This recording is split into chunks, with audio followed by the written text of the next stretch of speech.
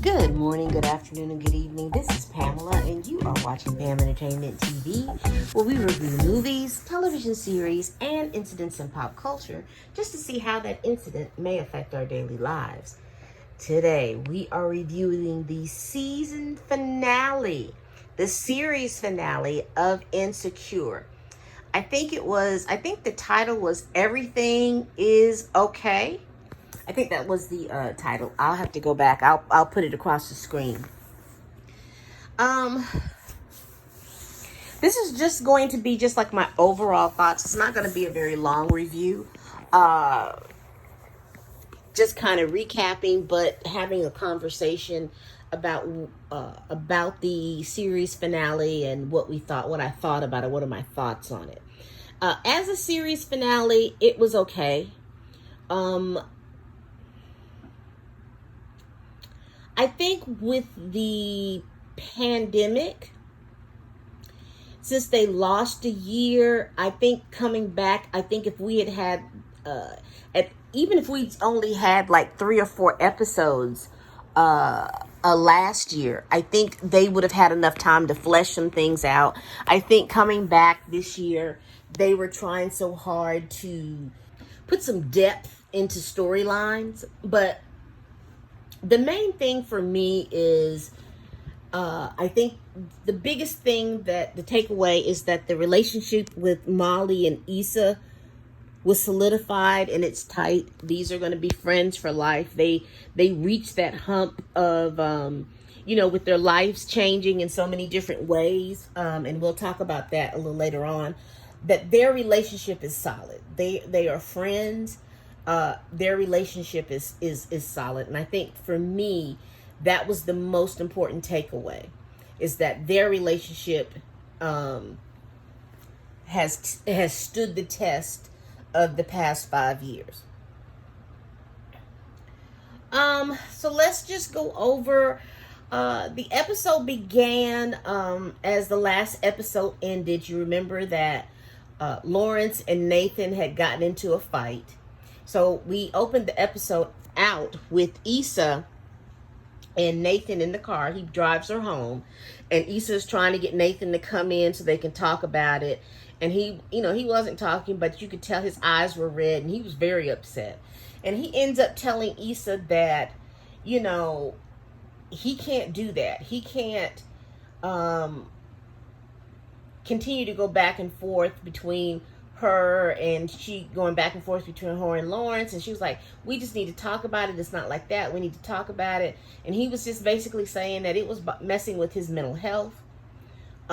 He felt like it was just a little too toxic for him, and that he just needed to, that they just needed to break it off, and that's what they did.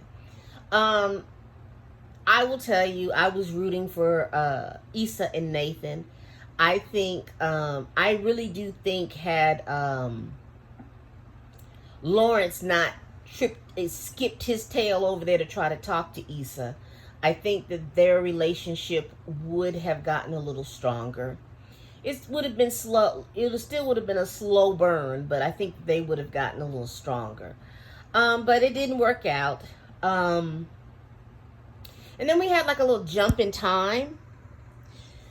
So we move over to Denver, where Tiffany and Derek live, and they live in a real beautiful home, and she was showing the home.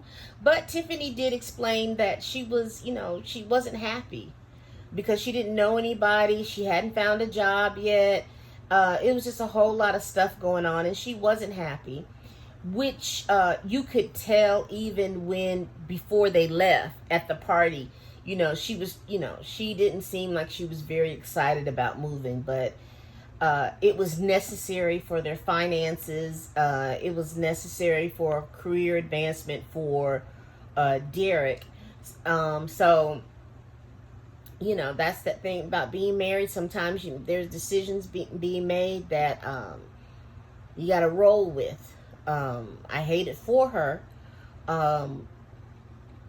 But she did make a pact that they were going to celebrate each other's birthdays. While they were in Denver, Molly finds out that her mother has passed away. So, she had recovered from the stroke, and, she was talking and everything, but apparently She must have had another stroke. That this time it just it went on and took her out. And so you saw Molly retreat from that. She didn't really retreat from Issa too much, but she did retreat enough. And I think that that's what solidified her and Torian's relationship. Issa's job going through the roof. She's doing a good job on her job. They had her surprise birthday party for her. They told Issa that the pipes at Crenshaw's place had blown and that it might have messed up the wardrobes and stuff like that. But it ended up that Issa's assistant and Molly has come together like Voltron and has created a nice little party for her, which was nice because, you know, the assistant, Issa's assistant, was very, very wary of Molly since that time that they had fought at the block party a couple of seasons back. It was the last season. It was a couple. It seems like a couple of seasons ago, but it probably was last season. But anyway, it was nice to see Nathan at that point because, like I said, they jumped in time and Nathan came back, basically, you know, to help Issa's company out because in lieu of gifts, they all wanted a donation for her company. And they ended up raising about $5,000 in donations for her company. So her and Nathan came back together, and it was a nice closure that they had. And Issa was like, you know, I didn't want to bring confusion to your life. I just, you know, I hope I enriched your life like you enriched my life. And, you know, it ended. So that was the end of Nathan. Next birthday jump we have is Kelly's birthday. And we don't see Molly at this birthday, but we do see Issa and we see Tiffany. And I don't know what was going on. I don't know. Why did they put Amanda Seales in that god-awful wig? I mean, I don't understand why Tiffany was looking that way. It looked a mess. It looked a mess. I don't know why she was in that wig. But we find out that you know, Kelly has had some growth. Kelly has found her a new man that she is in love with, and even to the point that she's about to have a baby. And that's wonderful for Kelly. She's got, you know, you remember at the first season when she talked about the growth? She had the growth, which was good to see. She also changed jobs. Molly was so impressed about her estate planning skills that she mentioned it to the partners, and the partners hired Kelly to do estate planning for their clients and things like that. So she's had a job change. So good for Kelly. You know, we see that growth with Kelly. I don't think Tiffany's had, you know, too much growth other than the fact that she's changed. She changed her wig and she's out with Derek, but I still don't think that she was happy about the move. And she snapped at Derek, so it seems like she's not too happy about the move. Then we get to Issa and Lawrence. They have decided to rekindle their relationship, which is fine.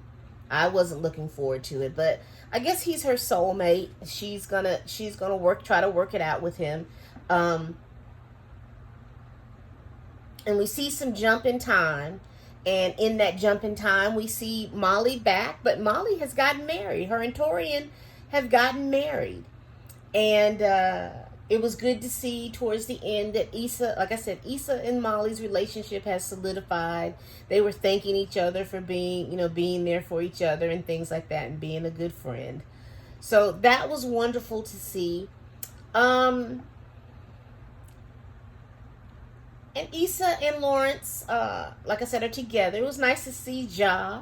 He looked to be about 3 or 4 years old, and Issa was accepting of him. It was good that I didn't see condolences. She needed to go on about her business as she did. But they wrapped it up with Issa riding through the neighborhood and going through the stuff. So we saw, where they lived at the dunes, and we saw Thug Yoda. We walked by the Rite Aid, and we saw a guy in a Best Buy uniform, because you remember Lawrence in that first season was working at Best Buy. A I think we rode by the bank. I don't think we saw any indication of Daniel, but we did ride by We Got Y'all. We did ride by there. And so that's basically how it ended. It ended, Issa celebrating her birthday with Lawrence, and their relationship is strong. Molly is in Greece with Torian, and she's happy. She's in a good place. She's with the man that loves her for her, and she loves him for him. So overall, like I said, it ended how it was going to end. I mean, they spent a lot of time fleshing out the characters, so it just the season seemed slow, but we got to the end.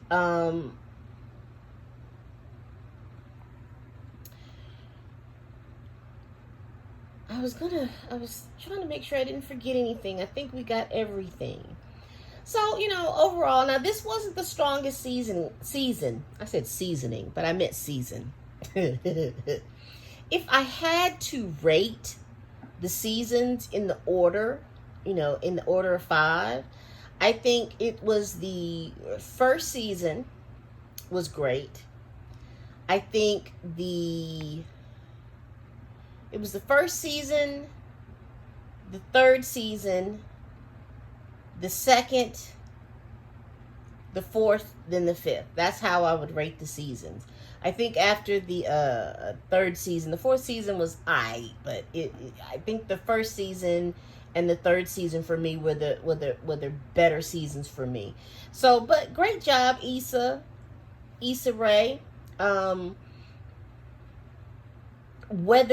However you feel about the finale, however you feel about you cannot deny that this show was iconic in the sense that it was great to see black women in, not all that black girl magic, not all of that being the strong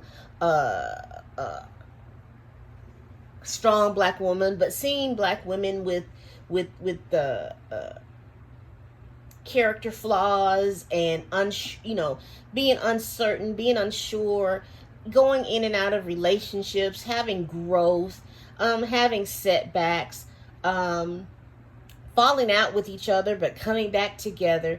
So it was nice to see all of that. It was very nice to see Issa's love story with her city, where you got to see a lot of iconic places. And some of these places were just made iconic because they were on Insecure. And the thing I just thought about, Issa was no longer insecure. She got out of her head.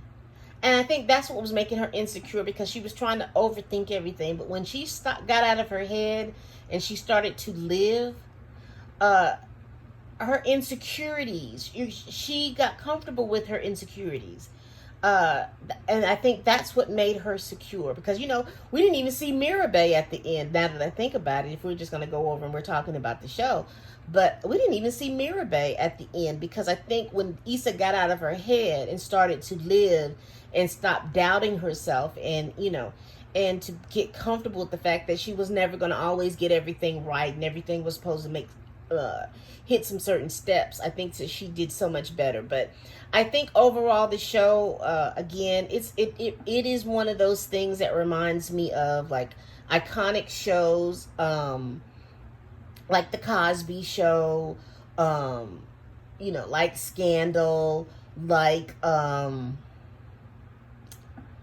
what's the name of that show? I can't think of it right now, but it grows in those pantheons of iconic shows for black folk that we see. So good job for her on that. So leave it down in the comments and tell me what you thought of this episode. Tell me what you thought about the series in a whole. Is it something that you'll rewatch several times? Go back and rewatch the series again and again several times? Is it one of those types of shows? Fresh Prince, that was the show I was trying to get in. The Fresh Prince of Bel-Air was an iconic type show. So it's like, for me, it goes up there like with Cosby, A Different World, Fresh Prince, Insecure. I think it's in one of those realms and things like that, because it's an iconic show. But that's all I have, y'all. This is the last time we will meet together for Insecure. Please like, comment, let me know what you thought. Let me know if this is a series that you're going to revisit again. Is it something that you'll rewatch when you don't have anything to watch? If that's something that you will do. I am going to be picking up again. I've told you all that I've picked up a couple of new shows since I've lost Insecure and since I've lost Hawkeye. I am reviewing the Sex and the City reboot, and I know that I'm going to be reviewing Harlem. I just have to weave it into my schedule. I'm also going to be reviewing the Book of Boba Fett, and I'm going to be reviewing The Mandalorian when it comes out. I am going to do a spoiler review of A Journal for Jordan. I did a non-spoiler review. I'm going to do a spoiler review for A Journal for Jordan here in the next couple of days. So look out for that. And again, as always, bye-bye.